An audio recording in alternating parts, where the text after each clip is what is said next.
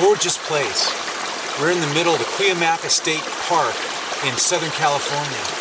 This beautiful, crystal, pristine water that's flowing from Azalea Springs up ahead. And I found another seed pod, and I just wanted to show it to you because this is just an incredible example of God's design in nature. You can see the radial symmetry. It's a complete sphere, and each one of these spheres well, watch.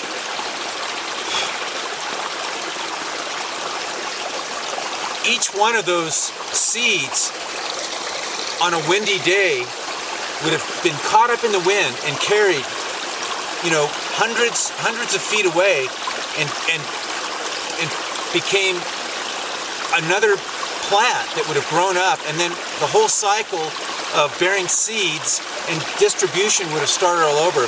But what's really unique about the seed dispersal is the aerodynamic design of these seed pods. They're so perfect. They're just like little parachutes that just float in the wind, and it's just a great design of another example of God's great design in nature.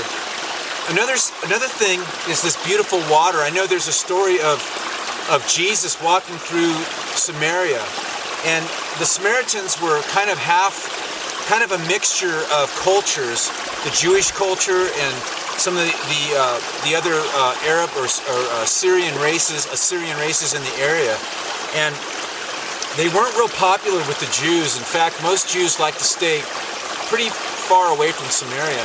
But Jesus walked through the middle of town, and I believe Jacob's well was in Samaria, and at the well Jesus stopped for some water, and there was a woman at the well, and she was there to draw water at midday. It was customary for the women to get the water and bring it back to the house, and she had an encounter with Jesus, and basically Jesus told her things about herself that no one else knew.